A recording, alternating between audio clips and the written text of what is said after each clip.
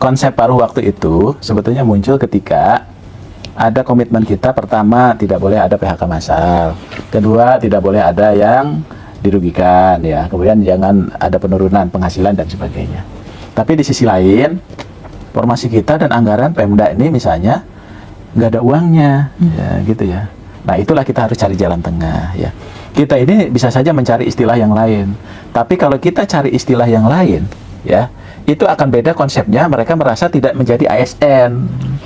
Tapi kalau kita gunakan P3K, maka dia pun tidak akan dapat penghasilan sebagaimana P3K. Ada gaji pokok, ada tunjangan melekat, dan ada tunjangan kinerja. Tapi kalau untuk bayar tiga-tiganya nggak mungkin nih. Tapi kalau dibayar semua, kita nggak akan sanggup untuk mengangkat mereka. Akhirnya muncul apa ya, jalan tengahnya, oke lah P3K, tapi P3K paruh waktu itu tidak disebut di undang-undang. Di undang-undang itu P3K, maka tidak ada juga istilah P3K penuh waktu.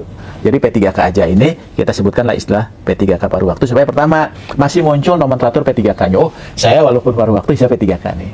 Yang kedua, oh saya tidak diberhentikan, ya tetap. Dan saya tidak ada penurunan penghasilan. Karena kenapa? Ketika saya jadi paruh waktu, maka saya akan dibayar dengan anggaran yang ada saat ini. Saya misalnya jadi guru, kemudian saya dibayar 1 juta, 1 juta itulah dia dibayar. Tapi dia sudah dilekatkan ketika dia mendaftar, kemudian ikut seleksi, gitu ya. Luluslah ternyata formasinya nggak ada, maka dia jadi paruh waktu. Nah, jam kerjanya gimana kan gitu? Jam kerjanya itu nanti kita akan serahkan kepada pengaturan instansi masing-masing. Karena yang tahu bahwa mereka itu harus bekerja penuh atau tidak, itu tergantung dari apa? Kontrak kerjanya. Karena kan P3K itu basisnya kontrak. Ya, di kontrak itu disebutkan aja dia akan bekerja kapan gitu ya. Jadi artinya nanti instansi akan kita berikan ruang untuk mengatur jam kerja bagi mereka yang paruh waktu. Nah, oleh sebab itu, paruh waktu itu berarti dia ada kejelasan status, ya. Yang penting statusnya dulu. Bagi teman-teman ini kan yang penting statusnya, dan dia tidak diberhentikan sebagai pegawai non ASN. Tetap bisa berlanjut. Jadi kalau ada misalnya ada orang yang tidak menerima, kami tidak mau menerima jadi paruh waktu, kami akan penuh waktu.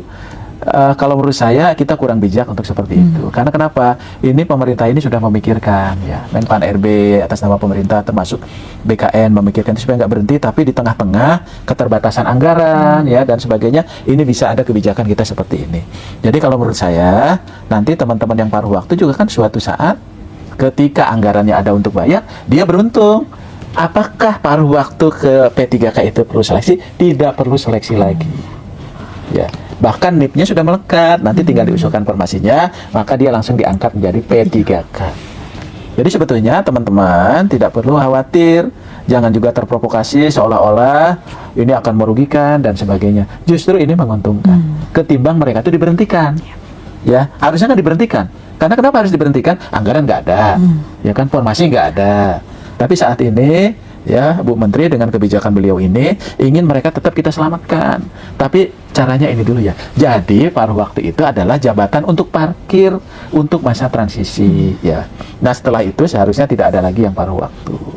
Tapi kalau instansi itu punya ketersediaan anggaran untuk belanja pegawainya mencukupi, ya boleh langsung juga semua boleh. Kan kita juga tidak bisa memaksa kementerian, lembaga, dan Pemda yang nggak punya uang gitu harus bayar. Ya, karena nanti pelayanan publiknya terganggu. Nah, itu jadi nggak perlu khawatir gitu untuk itu. Jadi pekerjaan, waktu nanti diatur oleh Pemda masing-masing. Misal guru kan jam mengajarnya juga sudah jelas, silahkan diatur, ya, silahkan diatur. Dan boleh nggak misalnya dia akan dapat fasilitas lain? Ya boleh saja. Ya, mereka juga ikut boleh rapat, mereka dapat apa dan sebagainya kan boleh-boleh aja. Gitu. Jadi artinya teman-teman, paruh waktu itu adalah memang kebijakan yang memang untuk mengakomodasi, ya. Ketimbang kita tidak bisa mengakomodasi itu, ya tentunya ini dampaknya juga akan kemana-mana, ya. Tapi kalau dengan paruh waktu itu kita bisa paling kurang mengakomodasi teman-teman yang tidak ada formasi dan anggarannya, tapi mereka punya status hukum yang jelas, gitu ya. Nah, siapa saja nih Pak yang masuk ke P3K paruh waktu nih Pak? Jadi P3K paruh waktu itu, yang pertama mereka yang terdata dalam database BKN. Prioritas itu ya Pak ya? Itu prioritas. Ya. Kecuali kalau ada kelebihan. Okay. Yang kedua, bagi mereka yang telah mengikuti seleksi tahap 1. Ya, tahap 1 walaupun dinyatakan nggak lulus, dia jadi P3K karena nggak ada formasinya. Jadi istilahnya nggak ada lulus dan nggak lulus sebetulnya. Jadi artinya yang penting dia mengikuti seleksi. Yang ketiga adalah bagi mereka yang sudah mengikuti seleksi CPNS yang database. Tapi pertanyaannya, kalau saya bukan database, kemudian ikut seleksi CPNS, bisa nggak ikut ke tahap 2? Nggak bisa. Karena dia bukan dalam database BKN. Ini kan banyak pertanyaan. Saya ini nggak bisa loh daftar tahap 2. Ya, begitu dilihat ternyata dia bukan database. Dia ikut CPNS nggak lulus, maka dia terkunci nicknya di BKN. Tapi bagi saya database BKN, saya ikut SKD, ternyata gugur, atau SKB gugur, maka dia tidak perlu seleksi lagi, dia akan langsung diangkat menjadi P3K paruh waktu.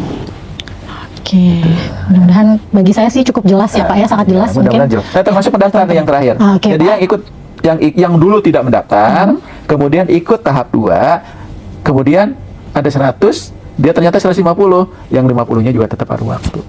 Tapi kalau misalnya ternyata uangnya ada, ya semuanya jadi P3K, gitu. Jadi mohon ini ya pemahaman dan pengertian dari teman-teman semua.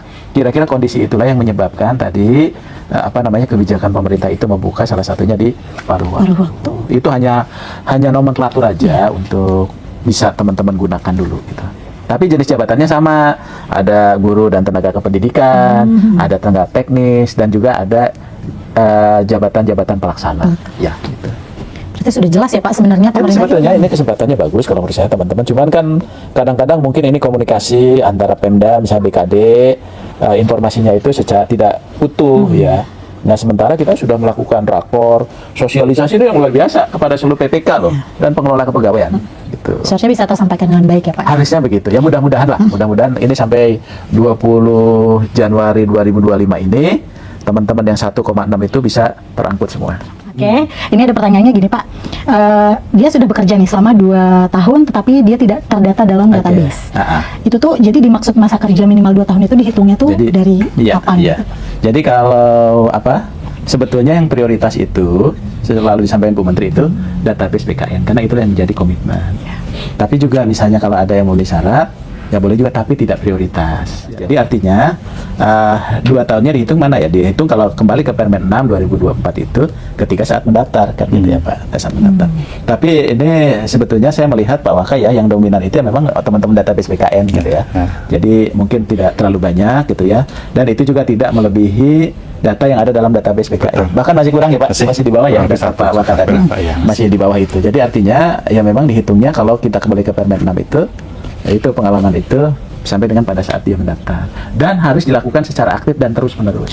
Tapi yang lebih penting saya ingin sampaikan Pak Yomo tadi, Pak Waka tadi, bahwa pertama hati-hati dengan modus-modus penipuan dalam bentuk apapun juga. Jadi jangan pernah percaya nanti mengatasnamakan, kan ini banyak juga mengatasnamakan Kemenpan, BKN ya. Terus yang kedua yang penting adalah kita kan sudah melewati masa pendaftaran ya, jadi tolong Panselda ya itu juga betul-betul bijak ketika melakukan seleksi administrasi. Karena ini kan komitmen kita. Jadi jangan sampai ada salah dikit nanti di TMS kan gitu. Jadi nggak ada istilah itu. Karena prinsipnya dia mendaftar, dia ikut seleksi, mohon teman-teman di Pemda ini jaga dan bantuin ya teman-teman. Karena mereka sudah punya komitmen, apalagi sudah bekerja ya Pak ya. Khususnya bagi mereka yang sudah terdata dalam database BKN. Jadi betul-betul nanti teman-teman ini diberikan ruang, karena inilah kesempatan besar bagi mereka untuk menjadi P3K atau P3K paruh waktu, supaya tetap pelayanan publik kita bisa berjalan, kemudian juga status mereka itu menjadi jelas ya. Tapi tadi kita pun sama-sama, baik teman-teman pegawai ASN, baik pemerintah, menjaga ini sesuai ketentuan peraturan perundangan ya. Jadi kalau kesempatannya ini sudah cukup luas lah bagi kita ya untuk memberikan ruang. Tapi ya tadi sampai 20 Januari itulah yang ada. Berarti kita akan stop di situ ya Pak ya, stop di situ. Nggak akan ada perpanjangan lagi nih Pak.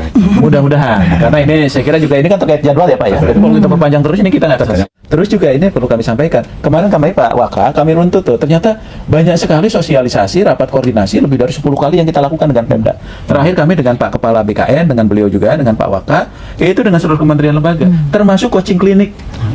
Jadi kita ini udah sangat teknis, ada 4-5 kali coaching klinik Pak, dari mulai 2023 ke seluruh Pemda-Pemda, supaya dia mengoptimalkan tenaga non-ASN-nya. Jadi arahan Bu Menteri, coba ini disosialisasikan terus.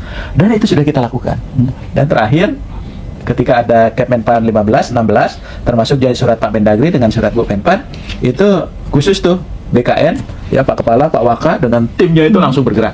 Termasuk juga Bu Menteri menyapa juga teman-teman dari Pemda itu supaya memotivasi, ayo lakukan tata kelola ini dengan baik dan memberikan kesempatan yang seluas-luasnya. Gitu. Jadi Silakan. tentu saya berpesan pertama kepada instansi ya, mohon kami pemerintah pusat dalam hal ini Kementerian PAN-RB, Kementerian Dalam Negeri, BKN didukung upaya atau niat baik kita untuk mengakomodir mereka yang memenuhi syarat untuk bisa diangkat menjadi P3K maupun PNS ya, karena luar biasa seleksi tahun 2024 dan 2025 ini hampir tidak berhenti. Tapi ini karena memang diniatkan dengan baik supaya kesempatan yang sama bagi warga negara itu tetap kita junjung tinggi untuk bisa menjadi aparatur sipil negara. Maka laksanakanlah ketentuan-ketentuan sebagaimana diatur di dalam regulasi. Dan kami mohon juga para tenaga non ASN ya, tentunya ikuti terus informasi-informasi yang resmi dari Kementerian PAN-RB, kemudian dari BKN. Pokoknya jangan mau diiming-imingi ya, yang itu justru malah merugikan mereka-mereka sendiri. Banyak korban yang karena dia ingin cepat bisa diangkat, segala cara dilakukan, mengeluarkan biaya dan sebagainya, itu menjadi tidak bagus. Kalau ada pertanyaan, ada informasi yang ingin diperoleh, silahkan, kita sudah membuka informasi melalui medsos di Kemenpan maupun di BKN. Ya, jadi jangan takut untuk nanya. Kami akan berikan informasi dengan sejelas-jelasnya. Itu Mbak Dewi. Iya, terima kasih Pak. Jadi memang kita juga nggak boleh abai ya Pak ya, apalagi maksudnya saat-saat seperti ini memang kita harus terus mengikuti informasi-informasi yang harus resmi ya Pak ya, harus resmi, jangan mudah percaya juga tadi ya Pak ya. Apabila ada yang mengiming-imingi, oh ini pokoknya pantau terus situs-situs resminya Kemenpan RB dan BKN ya Pak ya. Pertanyaan terakhir Pak, selain tadi kita memang jangan mudah percaya dengan yang diiming-imingi itu ya Pak, mungkin ya janji-janji palsu itu Pak, mungkin pesan Bapak ini untuk instansi pemerintah terkait penataan pegawai non ASN. Mungkin Pak Yono dulu, silakan Pak. Terima kasih Mbak Dewi.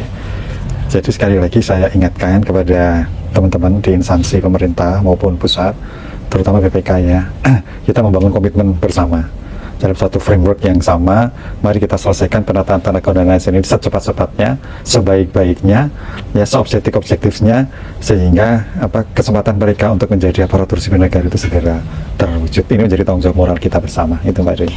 Mungkin dari Pak sekarang? Ya, jadi mungkin prinsip dasarnya bahwa yuk kita jalankan mandat undang-undang. Ya, undang-undang itu memandatkan bahwa kita selesaikan. Basis dari penyelesaian itu adalah database BKN. Supaya kita ada landasan pedoman untuk melakukan itu. Dan kita tidak melebihi dari 1,7. Nah, oleh sebab itu, ini kan sudah optimal sampai 20 Januari 2025 ya. Jadi harapannya tadi kerjasamalah dari Pemda ya, dari kementerian, lembaga dan pemerintah daerah untuk sama-sama mengawal, karena ini kerja bersama ya. Jadi walaupun tadi ada problemnya teman-teman di daerah, tapi kan kami juga dengan BKN ikut gabung di situ untuk menyelesaikan. Tapi ini untuk yang terakhir ya Pak ya. Jadi setelah ini mungkin jangan ada lagi. Dan yang terakhir, bagi teman-teman pegawai non ASN, yuk ikuti aja prosedur saat ini. Jadi nggak perlu khawatir.